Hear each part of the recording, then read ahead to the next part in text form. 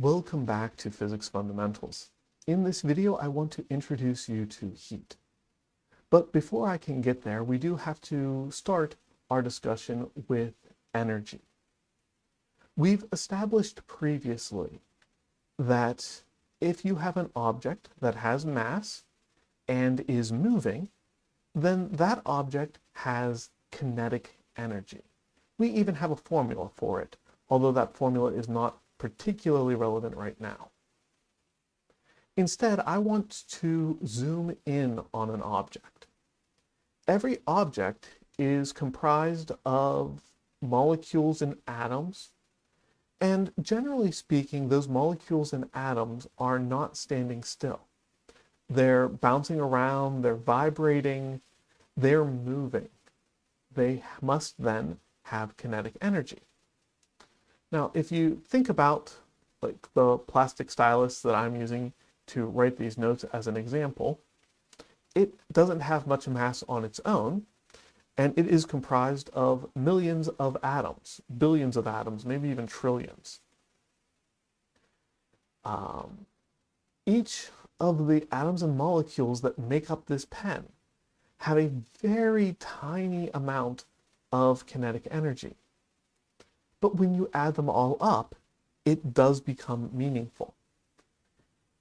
And so,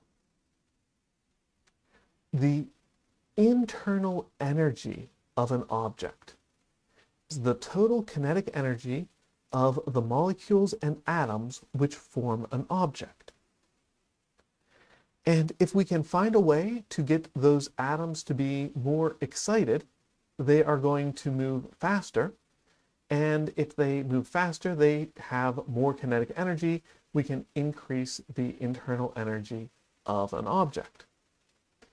And if we plan carefully, we can take the internal energy of one object and move it into another object. We call this process of transferring internal energy from one object to another heat. Right? So heat is motion of internal energy from one object to another. And when you stop and think about it, this is exactly the way we use the word heat in everyday life. Right? Consider an electric stove. An electric stove works by having an induction coil. You run electricity through this coil, which causes the molecules in the coil to gain kinetic energy, increasing the total internal energy of the coil. You then place a pot of cold water on top of that coil. That pot of cold water then takes some of the energy from the coil. We use heat to transfer energy from the coil to the pot, and then from the pot to the water. We have heated the water. Exactly how you expect to talk about it.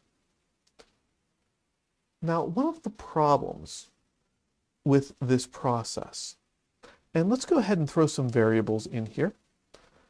Internal energy is very often represented using the variable U, and heat is very often represented using the variable Q.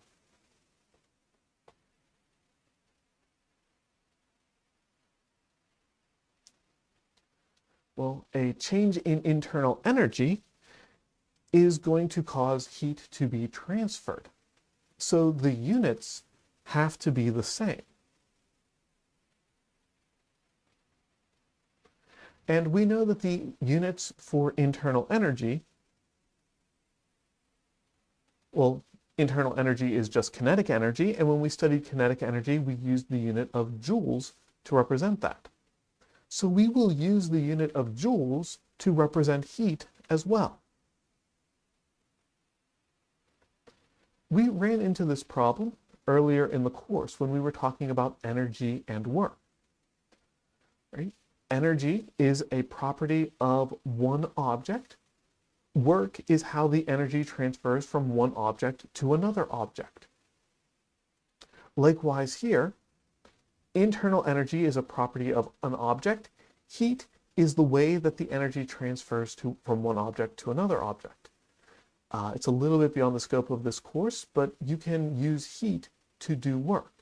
That's how most engines run. Um, but that also leads to a confusion.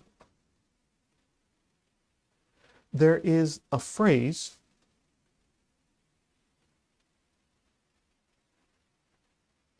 heat energy that I see a lot in, well, in the everyday world, to be honest, but also specifically in some physics textbooks for entry-level physics courses. That's a terrible term. Right? Internal energy is energy. Heat is not energy. It uses the same units as energy, but it is not energy. All right, so the phrase heat energy is something you are very likely to come across. It is technically incorrect.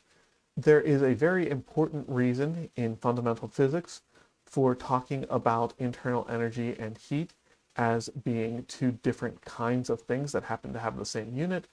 We're not going to have time to get into any of those in this course, but if you are planning on going further in your study of physics, I want to make sure that you are starting on a sound footing and you're not mixing up terminology before you even get into it.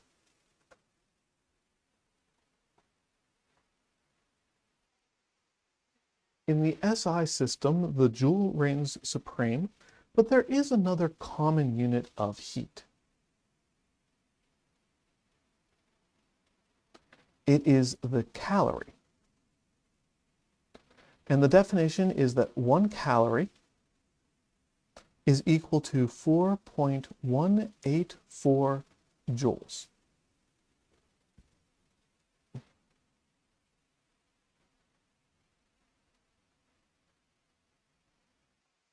I guess technically the definition of a calorie is that 1 calorie is the heat needed to increase the temperature of 1 gram of water by 1 Celsius degree. When I wrote the word calorie, you probably immediately started thinking about the nutrition labels on food packaging. Now, here's the most confusing thing about the whole process. There is another common unit of heat. This one is called the calorie.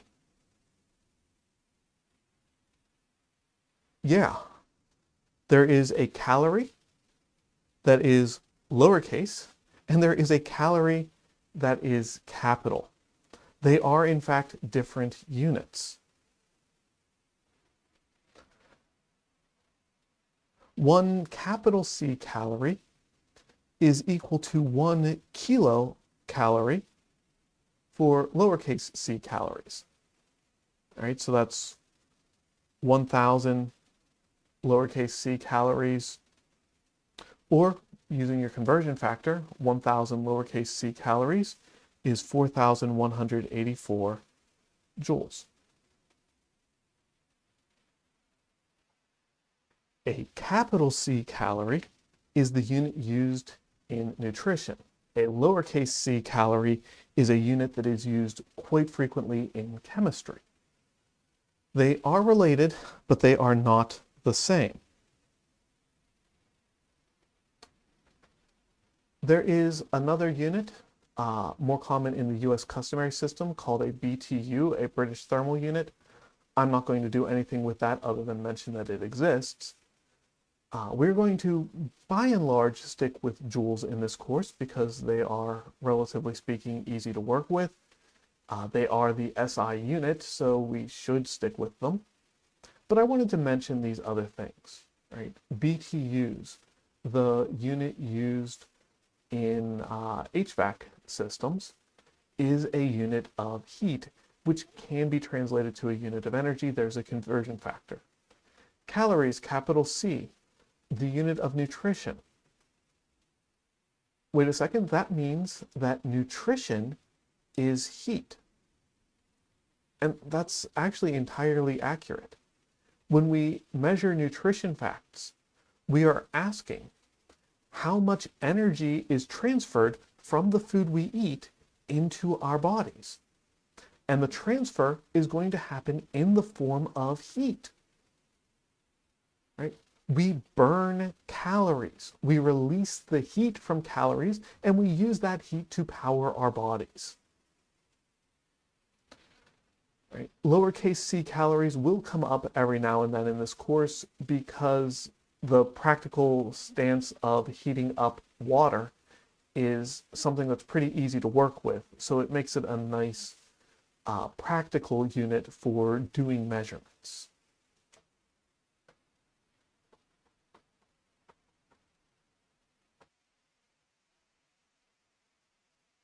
As a quick example,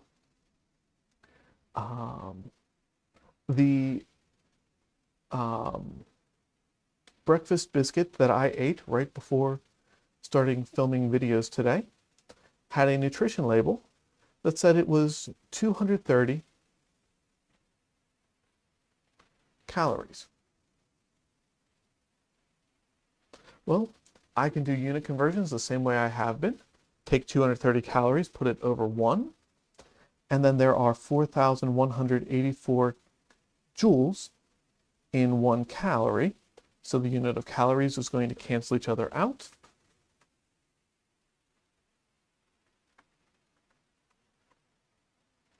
And by consuming this 230 calorie breakfast bar, that means that I've increased the energy of my body by 900, or yeah, I guess we'll round this to 960,000. All right, we have 2 significant figures here in 230 calories, so that's good enough. I should mention that that 4,184 is an approximate value. So if by some chance you have more than 4 significant figures and you're trying to do this conversion, that 4 sig figs is going to be a limiting case. All right. But yeah, eating breakfast gave me an extra 960,000 joules of energy that I can use to move my body around, to speak into the microphone, and to write things on the screen so that you can hopefully learn a little bit about the study of physics.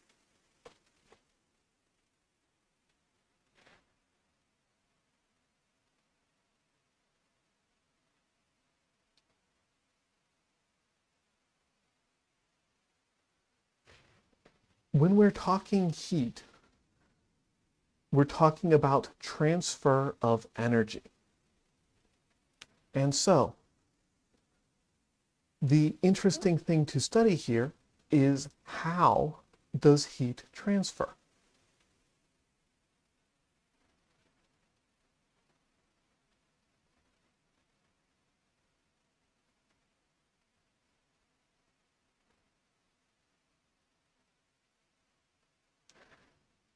There are 3 ways that heat can be used to transfer energy from one object to another. There are 3 ways that heat can spread in the world.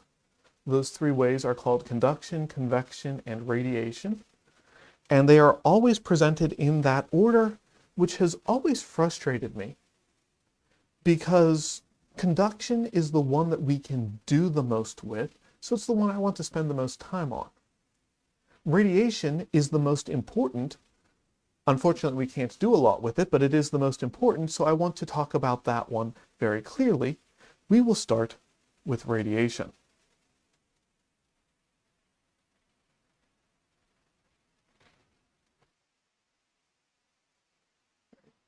Radiation heat takes the form of electromagnetic waves.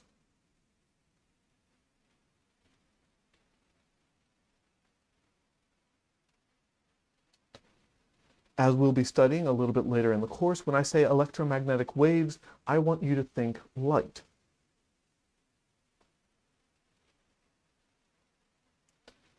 Usually, for things that we come across in our everyday lives, that light is going to be in the infrared spectrum. Right? That's why you can use an infrared camera to search for heat leaks in a house. Right? Something that I have scheduled in the near future as I'm filming this video, I'm going to have someone come out with an infrared camera and take a look at my house and look for places where I need to improve the insulation so that my furnace can work more effectively and I can be less cold in the winter. You can also use this sort of thing. I know a couple of people who can see in the infrared spectrum. They can see things like, I left the burner or the electric burner on the stove. I can't tell, but my wife looks at it and says, it's glowing red. That's because she can see the infrared light that is being emitted, that is the radiation of that heat outward. But it doesn't have to be infrared. If you get something that burns hot enough, it can start showing in visible light colors. A candle burns at a very high heat. And so you can see the reds, the oranges, and in the hottest parts, the blues of that heat. And perhaps the most important of all of these is the sun. Energy from the sun escapes in the form of electromagnetic radiation. That radiation then propagates throughout the universe. Some small bit of it strikes planet Earth and transfers the energy from the sun to the Earth. Right? That use of the electromagnetic waves to transmit across space, across the vacuum of space, without needing a medium of transmission, is absolutely necessary for life to exist.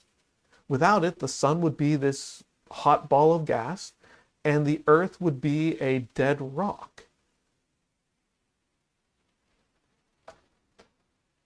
We'll talk a little bit more about electromagnetic waves later on in the course, but I wanted to lead off with this one because, again, we rely on the sun for our energy. Right? The sun warms the planet so that it's warm enough for us to survive. The sun provides energy for plants to grow. Sometimes we eat those plants in order to gain energy. Sometimes we use an intermediary. We let other things eat the plants to gain energy, and then we eat the other thing to gain their energy. It all comes down to the fact that this radiation will allow the heat to transfer energy from the sun to the earth without needing a medium in between.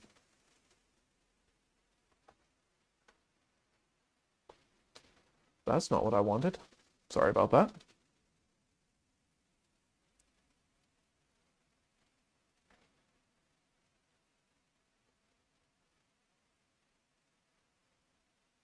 The next thing up is going to be convection.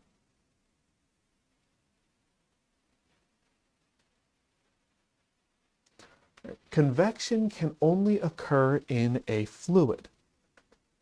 Right? In physics and in chemistry, we use fluid as a catch-all term for things that can change shape. Right? Any liquid, any gas is a fluid. Any solid is not a fluid. There are things that are somewhere between a solid and a liquid that usually are not fluids, but sometimes are. But the nice thing about a fluid is that the molecules within the fluid are able to move around and rearrange themselves. And so the idea of convection, we ask, think about what would happen if there is a difference in temperature throughout the fluid. There is some part of the fluid that is hotter and some other part of the fluid that is cooler. Well, if a spot is hotter, it is going to have more internal energy.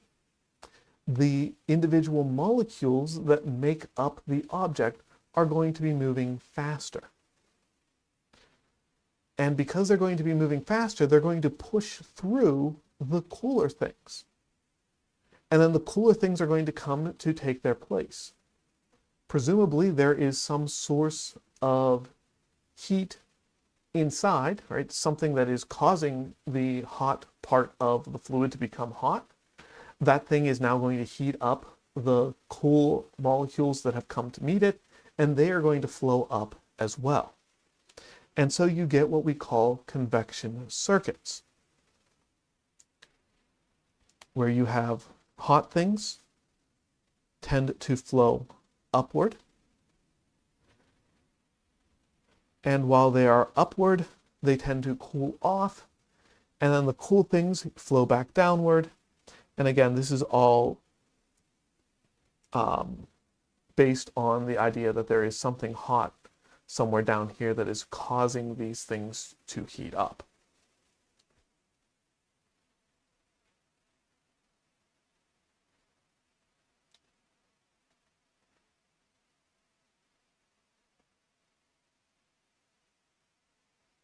In general, warm air rises, cool air falls.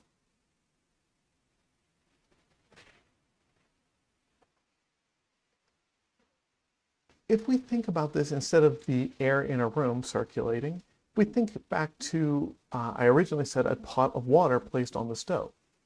Right? The stove itself is providing heat at the bottom of the pot, which is causing the molecules of water at the bottom of the pot to become warm. Those molecules then flow up. If they are hot enough, they go through a phase transition, become gases, and escape the pot as steam. But if not, they rest on the top surface until they eventually cool off and sink back down. This causes a mixing effect, which is going to cause this current to, circulate and flow and circulate and flow. We see it as a rolling boil, and we get really excited because we can start cooking our pasta.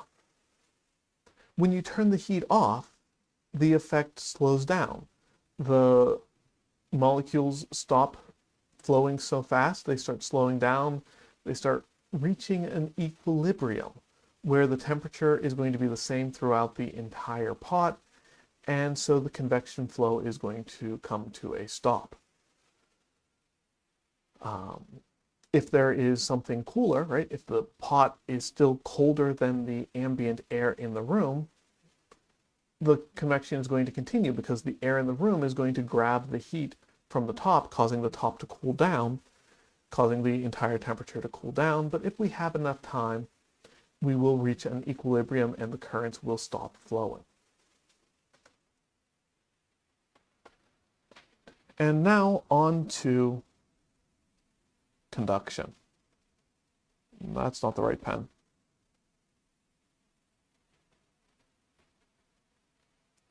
There we go. The process of conduction is the easiest one for us to explore mathematically. It's also, in a lot of ways, the least useful. Not to say that it's not useful.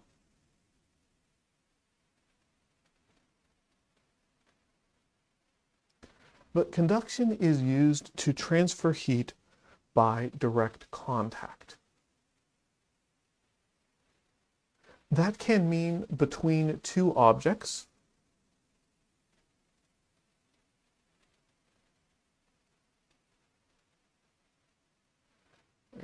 This is the first part of that placing the pot on the stove, where we have the hot coil on the stove is now touching the cold pot, and the heat transmits energy from the coil to the pot.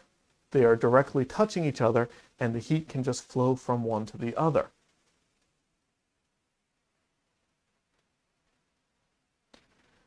Conduction can also work internally. Right? If we think still about, well, instead of a pot, let's think about a pan. And I'm going to draw, a cross-section of a pan incredibly exaggeratedly so we can think about what's going on inside. Right? But we have the pan sitting on a hot coil. Because it is sitting on the hot coil, heat is going to transmit energy from the coil into the pan.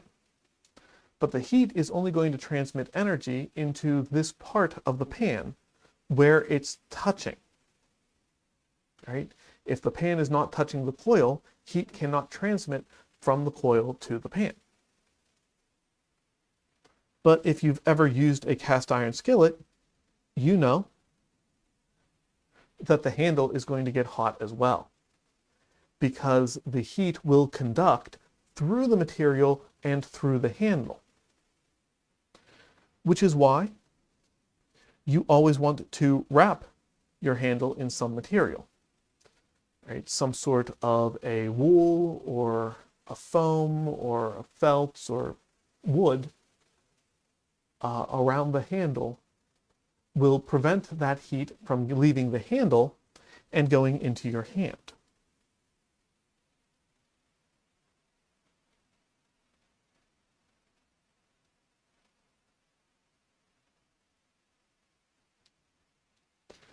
The distinction here we classify as conductors versus insulators. A conductor is a material that allows conduction of heat very readily. An insulator is something that tries to prohibit the conduction of heat, or it makes it difficult. Insulators can be a bit of a double-edged sword. Right? A classic example of an insulator is a fire brick. You can make bricks out of a certain kind of ceramic, and that is going to cause the brick to, well, not be destroyed when it reaches a high temperature, but you can use that to line a source of heat, line a fire with these bricks so that the heat doesn't transmit to the other side. If you use this very effectively, you can then let the fire die out, but the bricks will remain incredibly hot. This is the basic idea behind a brick oven. The bricks, which are insulators, will absorb heat from the fire that is built on them. It's just going to take a long time for the heat to build up compared to if you made it out of cast iron. But once the heat is there, it doesn't want to leave. It stays there. So insulators like to stay at the temperature they are at. Conductors like to stay at the temperature of the things around them. And that difference determines how the heat is going to flow. I keep hitting the wrong button. There we go. We can quantify how good of a conductor is using a measure called thermal conductivity.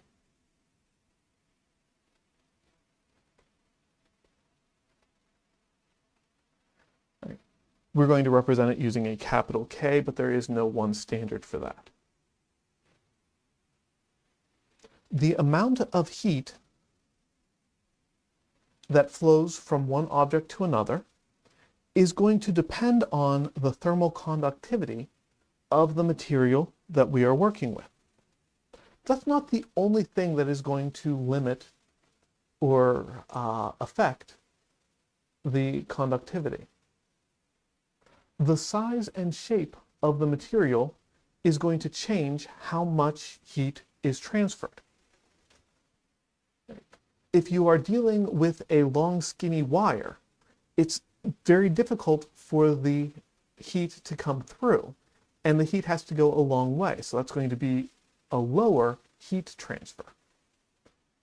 If you are dealing with a large panel trying to separate the heat, well, there's a lot of space for the heat to make it through.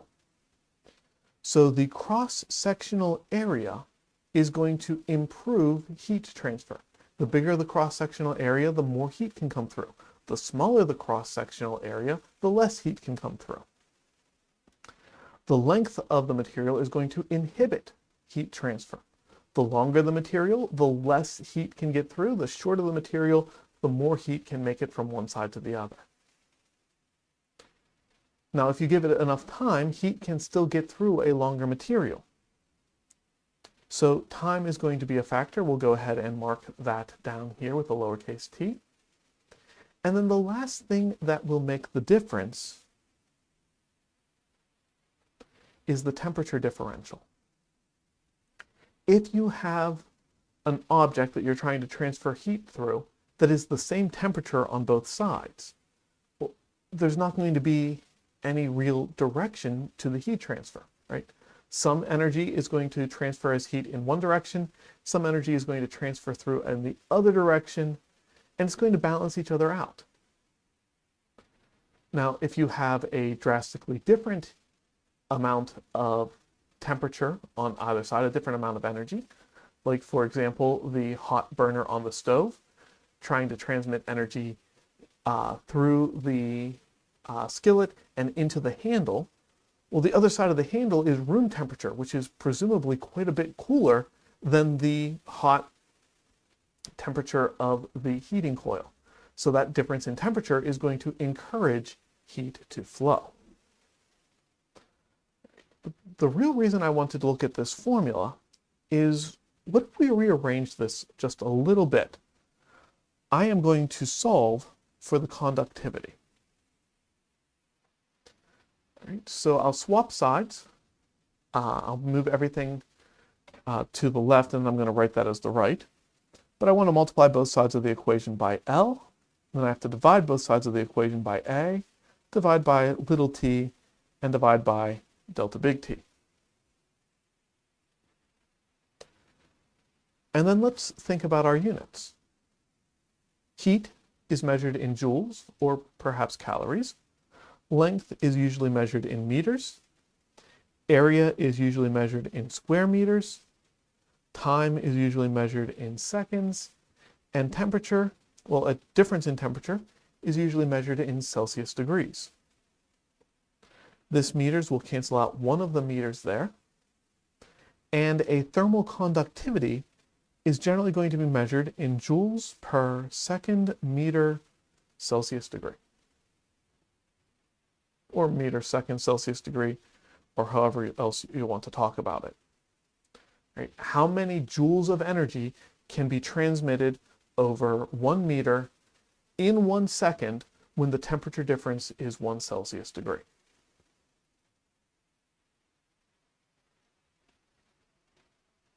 A larger number represents a conductor. A smaller number, and when I say smaller, I usually mean much smaller than 1, generally represents an insulator.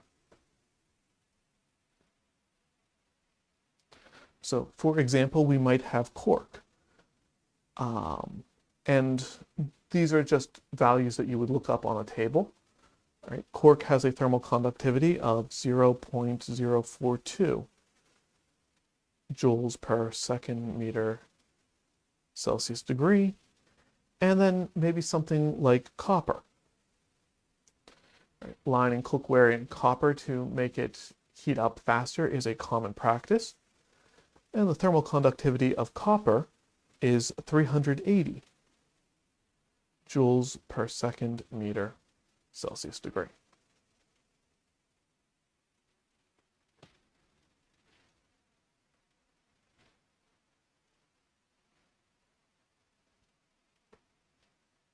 So as an example, let's consider the handle on a copper pot.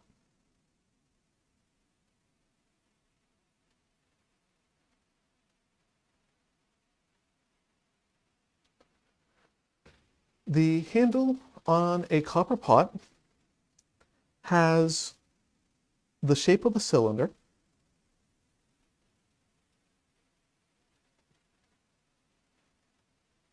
it's maybe 25 centimeters long, and it might have a diameter of 1 centimeter.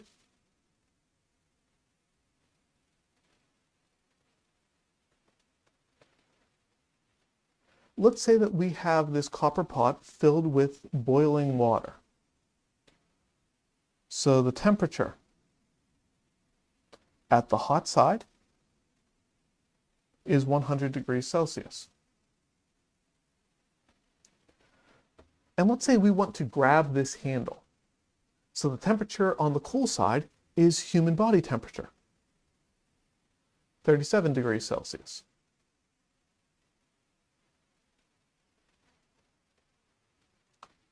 The change in temperature there, or the difference in temperature,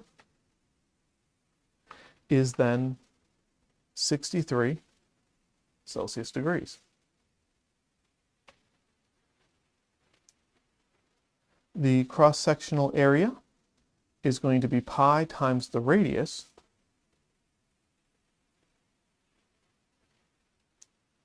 right? The radius is going to be half of that diameter of 1 centimeter, and we'll square it. And I think I should probably convert that from centimeters to meters before I start, so it's 0.0050 meters.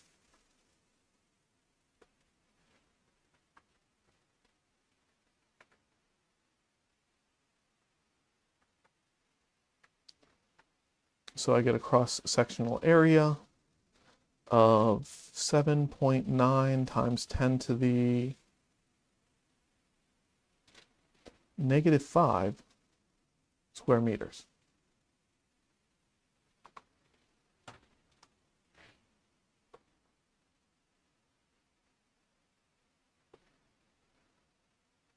All right, so my thermal conductivity of copper is 380 joules per second meter Celsius degree.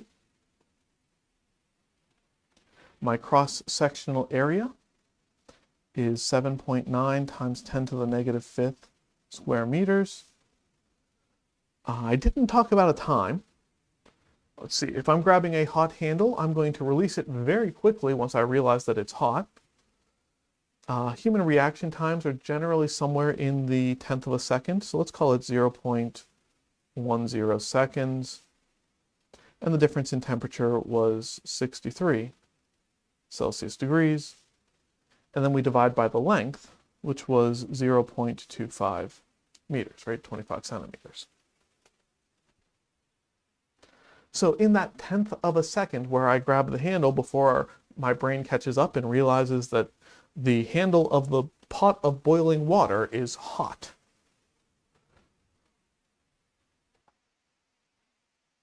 But I get a heat transfer of 0.75 joules. Not a lot, but noticeable. Compare this to, let's say we want to take that pot off of the stove and put it on the table. So we get a cork trivet, right? A nice heat pad to put that on. And in order to fit the pot, we have one that is 40 centimeters across. It has a thickness of 0.5 centimeter. And we can calculate the cross-sectional area here is going to be pi times half of 40, which is 20 centimeters, but I'm going to want that in meters, so it's 0.20 meters.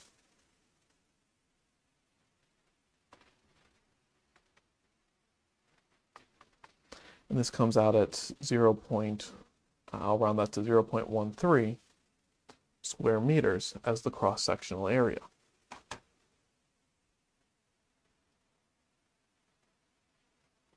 Now, heat transfer.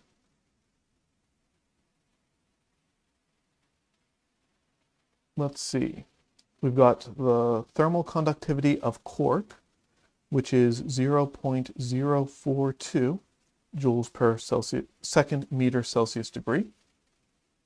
We've got the cross-sectional area, 0.13 square meters. We've got an amount of time. Well, once I've put the pot on a table, it's probably going to sit there for my entire meal, which is an hour. And 1 hour is 3,600 seconds. And then I never mentioned the temperature difference. That's actually an oversight on my part. I meant to write that down. We'll assume that the hot temperature is still 100. And the cool side, let's say, is room temperature. Right? In Celsius, room temperature is generally taken to either be 18 or 20 or 27, depending on what's going to be the most convenient. I'm going to go with 18 in this case. So that means that my change in temperature is going to be 82 Celsius degrees.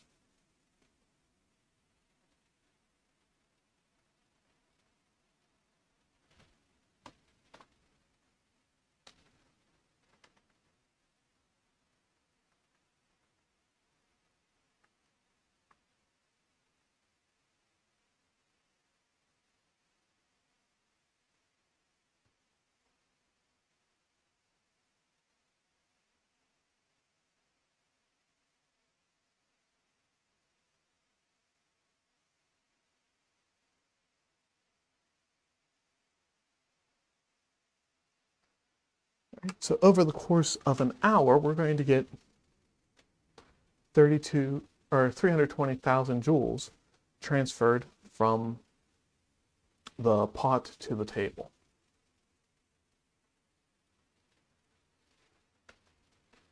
Right. Before I wrap this up, I do want to mention that textbooks really love this problem, but this last one really doesn't quite match reality if you stop and think about it.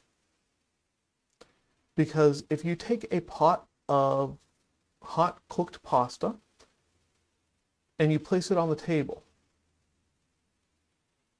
well, two things are going to happen pretty quickly.